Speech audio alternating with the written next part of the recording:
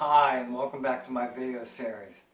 I hope everyone's doing okay out there, and I want to thank you for all the positive feedback I've received so far on my first video, How to Cook and Shell Lobsters. As promised, I'll be making multiple recipes out of what you saw in my first video. Think of this as a snout to tail series, but really more like a feelers to fin series. This segment is about creating lobster stock, from which we'll eventually create lobster bisque. I've tried to arrange these videos as standalone segments that can either be used one at a time or multiple videos depending on where you are in the process. I've also worked hard to try to put as much technique as I can that can be reused in multiple ways in your cooking experience. Hopefully I've reached that goal, we'll see. So, let's get started. So here are all the ingredients you need.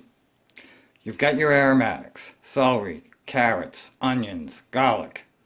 We have some dried herbs, tarragon and thyme, 2 different kinds of pepper, white pepper and cayenne. We've got some olive oil to get this all sauteed, a couple of bottles of clam juice, some heavy cream for finishing, some tomato paste, some sherry, and the lobster bodies. Like so many things in cooking, there are certain techniques that you're going to use over and over again.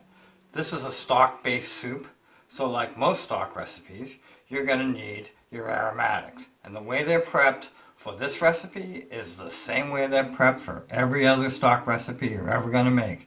So if you learn how to do this today, then you're going to be able to do it for every recipe that calls for aromatics in the stock. The first thing we need to do is get our vegetables washed. We do not want to peel them. We do want to wash them to get all the dirt off them, but we don't want to peel them. A lot of good nutrition and a lot of the good flavor is actually in the skin of the vegetables. So what we're going to do here is we're going to wash them off and then chop them up coarsely. Chopping them coarsely means that we're not going to take a whole lot of effort in it. We're just going to chop it up into pieces that will fit into the pot and create enough surface area to be able to release the goodness from these veg. Note that I just took this 1 carrot and cut it up into 4 pieces. I'm just going to cut this onion in half. That's probably all you need to do. And the same thing with the celery. Chop, chop, chop. We're going to take these 2 bits of garlic here, which we need, and we're just going to smash them to open up the skins a little bit. And that's really all you need to do to get that prepped. So we have all our vegetables prepped. They've been washed, they've been chopped, they're ready to go. Next thing we got to do is get them into this pot to get a little bit of heat on them. And so the first thing we do, grab some olive oil, throw that into the pot. Get that heated up until the point where it starts to shimmer a little bit. And as soon as it does, we take all these vegetables and we dump them in the pot. You know that your temperature is at the right point if when you put stuff in the pot, it gives you a little applause. Yay! Hear that noise?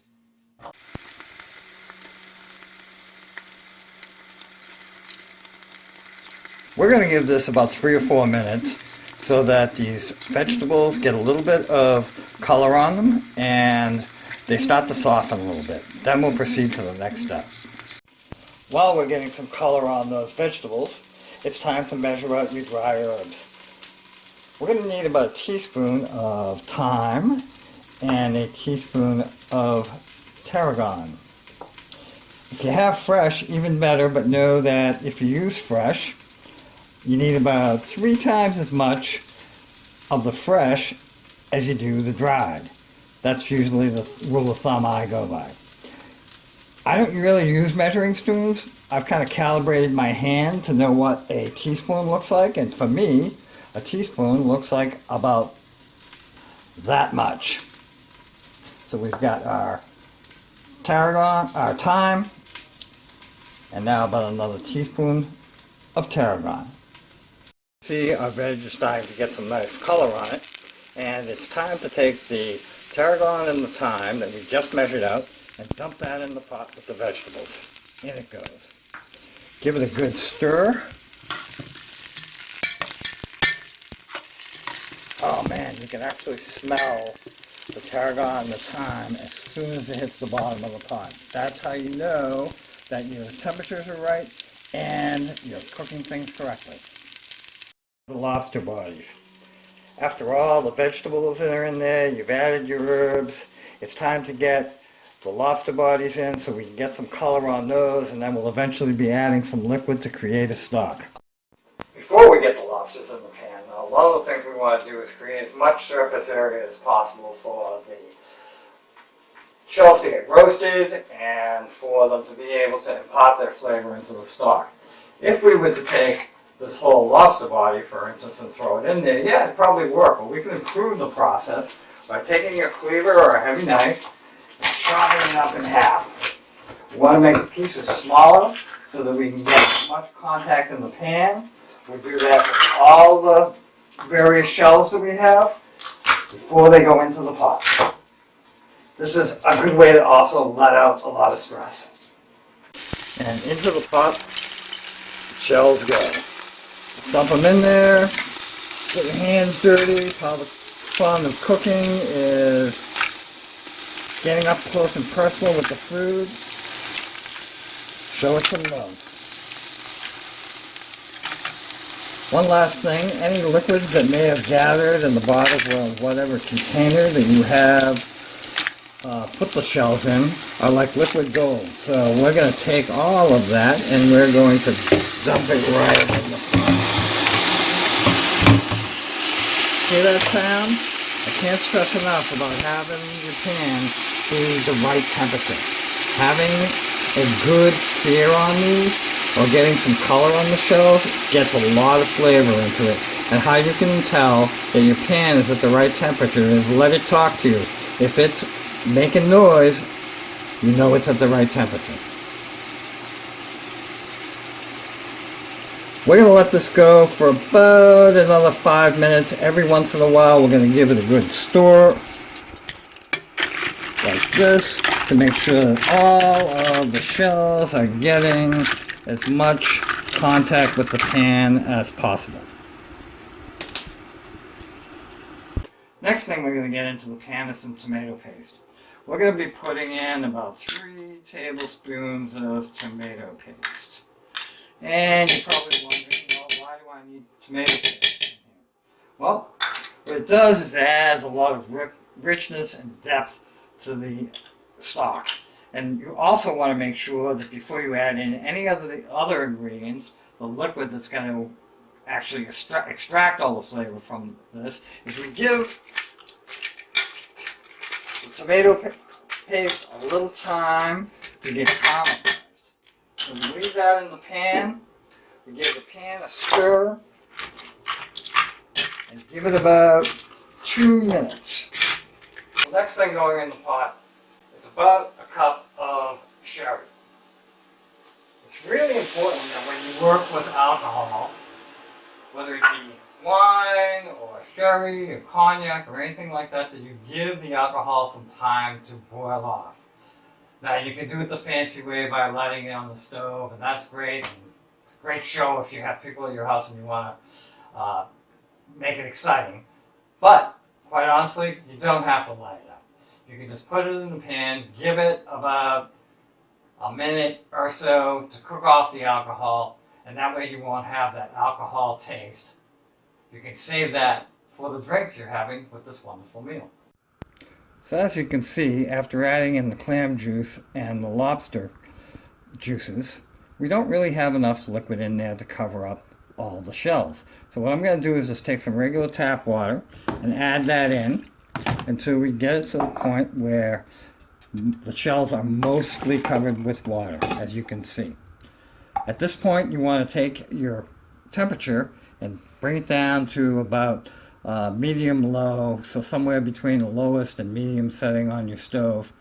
Making stocks is not a boiling process. It's actually a simmering process, and you want to be careful that what you do is you keep the temperature at the point where you're just getting some little bubbles coming in at the top, but not a full boil. This is what a simmer on a good stock looks like. You can see that we're not at a full boil, and you've just got some bubbles on the top, and every once in a while you'll see another bubble come up from the bottom of the pan. Now that it's at this temperature, we're going to let this go for about an hour. An hour has passed, and our lobster stock, or base, is finished. All we have to do now is get it out of the pot and into a container so we can take it to the next level.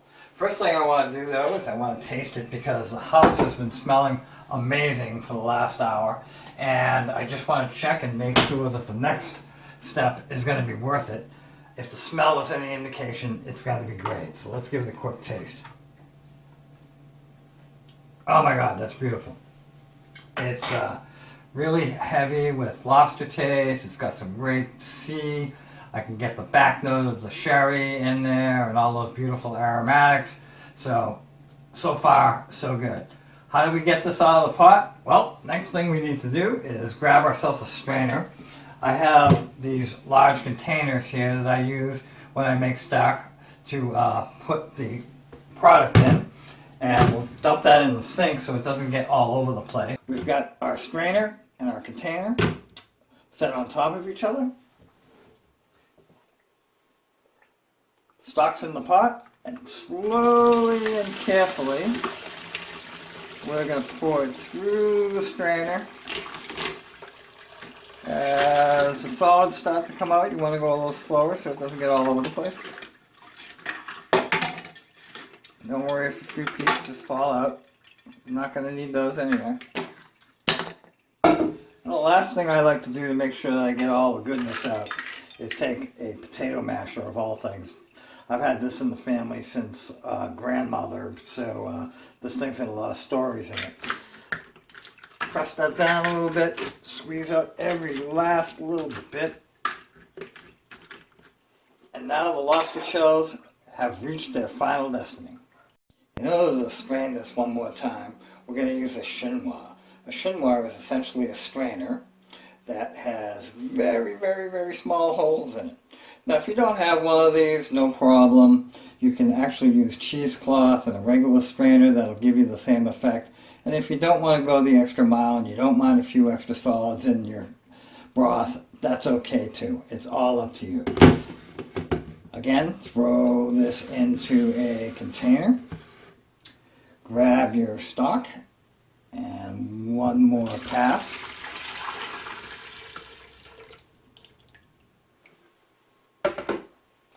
And this gets out the last of the little solids.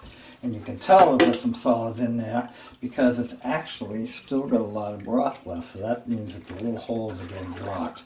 So what we're going to do is we're going to push this through the chinois with a big spoon to make sure that we get the every last bit out of it. And the solids stay in the chinois. So now we have our lobster stock completed. Our next video will explore making a lobster bisque from the stock we just made and just a few more ingredients.